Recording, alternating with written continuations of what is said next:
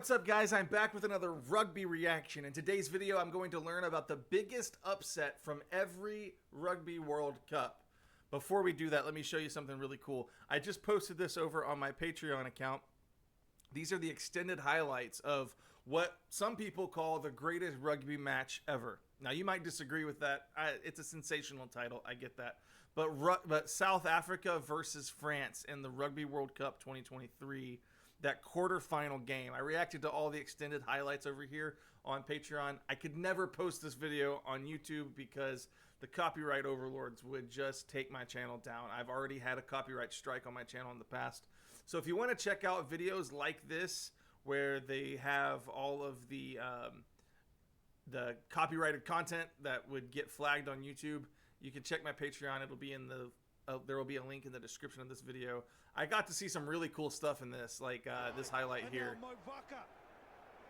Here's the initial go. Gee.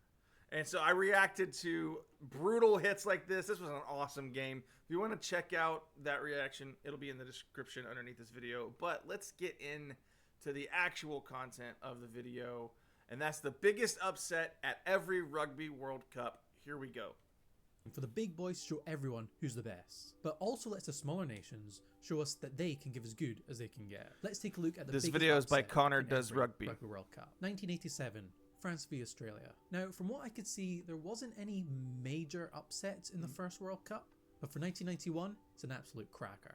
Anyway, Australia had gone into the World Cup as one of the favourites to win the whole thing, and on paper looks destined for victory over Le Bleu, especially with the home advantage. But the French had other ideas. Australia took the lead multiple times during the game, being 9-0 up at one point and 15-12 as well. Michael Lina missed some crucial penalties on the day, which ended up costing his team. As the game entered its latter stages, the Australians led 24-21, but the French winger Didier Camberabero slotted one through the posts to make the sides even. Extra time seemed a certainty, but then the French went full-on jouer on Australia. Starting deep in their own half, the ball went through the hands of 11 players before ending up in the hands of Serge Blanco. Blanco shot for the line, with Australian forward Tom Lawton hanging off of him, and scored in the corner. Camberabero slotted the kick, and France won 30-24 and progressed to the final. It's interesting too to see, because I've just watched some videos of France recently, and I kind of think of France as a powerhouse in rugby, so it's interesting to see them sort of as the underdog in the upset against Australia at this point in time in history, because I don't know much about Australia's rugby. I do know that they just beat up on South Africa, but I haven't considered Australia as like a powerhouse in rugby. But I know nothing, guys. I'm just starting to learn about rugby, so educate me in the comment section. That's what Luke Sports Academy is all about. Let me know what I need to learn about this game. So interesting. So France over Australia was an upset at 1991.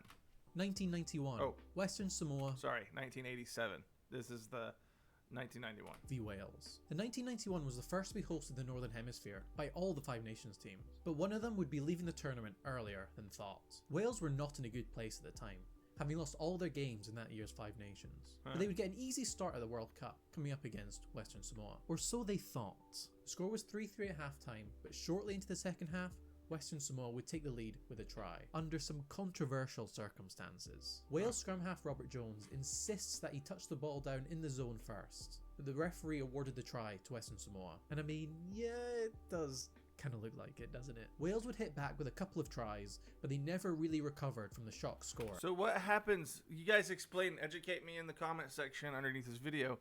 What happens if a player touches the ball down before the other player? I'm assuming, so if let's just say that had happened in an American football game, this play would just be over. It wouldn't, or actually no, that would be a turnover. So it would be a touchback, and we'd get the ball back at the 20. What happens if an opposing player touches the ball down in the end zone before the offensive player? I don't know if that question got bungled. You know what I was trying to ask. What happens in that situation? Does would Wales actually retain possession there? So then they just get the ball, or are there points awarded? I don't know. Y'all let me know what I need to know about that. At the beginning of the second half. A second try from CFI Valley and 8 point from the boots of scrum half Matthew Vieira sealed the victory for Western Samoa 16-13, and Wales ended up finishing third in their pool and were sent packing, becoming the first host nation to be knocked out of the pool stages, and they wouldn't be joined until England did the same in 2015. 1995, South Africa v New Zealand. South Africa hosted the 1995 Rugby World Cup, and was the first they partook in due to the end of apartheid. They reached the final against expectation, but would come Isn't there a movie about this? up against a monster of a New Zealand team that had scored 45 tries in the World Cup and had scored a record number of points in an international test match of 142 against Japan. Oh, and they also boast the new hot superstar Jonah Lomu in their team, who was tearing apart defences like no one had ever seen. No tries were scored in this game, with it ending 9-9 and going to extra time. New Zealand took the lead before South Africa brought them back to 12-12, and shortly before time, Joel Stransky would slot a drop goal to put them 15-12 up, and that's how the game would end. And in Matt Damon, I mean Francois Pinard, would lift their first ever. Yeah, okay. I knew there was a movie about this. It has Denzel, or not Denzel, it has Morgan Freeman as Nelson Mandela. Okay, I remember this. I need to watch the movie. I haven't ever seen the movie. I just know that there's a movie about it. Rugby World Cup. They've now won 3, but they never mention it. The game was also fraught with controversy, with rumours of the All Blacks having been poisoned before the game. But this has never been substantiated. 1999, Samoa versus Wales. Wait, this sounds familiar. Hang on, let me check this script. Oh, no, Samoa just did this twice to them. All joking aside, Samoa massively upset the hosts with a 38-31 victory over Wales. Wales, however, did start the game well, winning 1 of 2 penalty tries in the game, and fly half Neil Jenkins slotted points through the posts, thus breaking the international record for points. And after another try in the 18th minute through Gareth Thomas, the good would end for Wales. The Samoans would stun Wales with a defensive and attacking display led by their fantastic 10, Stephen Batchop, scoring 2 tries himself on the 34th and 38th minute. But not before Big Lock Leo Falanico brought them back within a score on the 22nd minute after a very poor lineup from Wales on their own line. The game was close throughout the match, with the Samoans leading 24-21 at halftime. In the second half, the scores had evened at 24-all, but Samoan number 8 Pat Lam intercepted a pass from Jenkins, ran the length of the pitch to score Samoa's 4th try, with the home crowd left silenced by the scintillating Samoan performance. Wales would get their second penalty try of the game and bring the scores level at 31-all in the 62nd minute. But shortly after, the Samoan fullback would cross the white line to give the Samoans a lead for the last time and win 38-31, and also added to his personal points tally that ended on 18 on the day. 2003, Australia versus New Zealand. I was originally... Right, before we go on, if Samoa has done this twice to Wales, is it really an upset anymore when Samoa beats Wales in the World Cup? I don't know anything about Samoa, but I imagine I kind of get the sense that they're pretty good at rugby.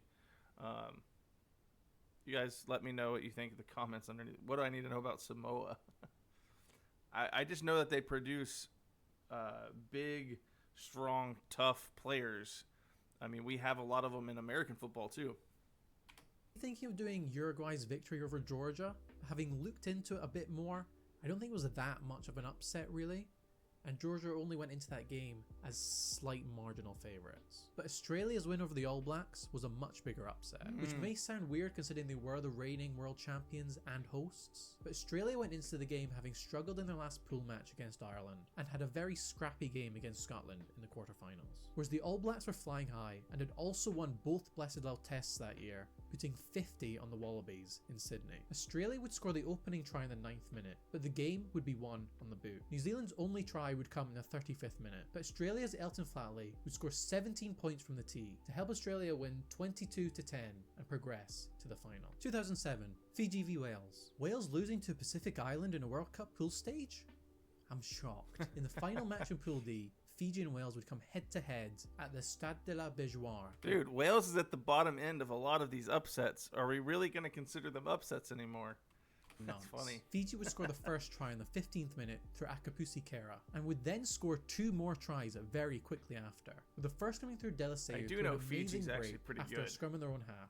For Kelly Loera would beat the Fijians 25-3 up in the 24th minute after a successful conversion from Nicky Little. But Wales would fight back and score from a pushover scrum just before halftime, and then 3 quick tries in the second half one coming from an amazing break from Shane Williams to make it 29-25 to Wales by the 50th minute, and looking like they would go on to win from there. But Fiji would score 2 penalties to put them back in the lead before disaster would strike on the 72nd minute, when Martin Williams intercepted a pass and ran it in to make it 34-31 to Wales. But Wow. Fiji weren't done yet. On the 75th minute, Fiji would score through Graham Jews to win 38-34 in France and progress over Wales to the quarterfinal. 2011, France. That's got to be a fun game to watch. I might actually go watch that one and put it on my Patreon, because that sounds like an awesome game, back and forth between both sides, Fiji and Wales.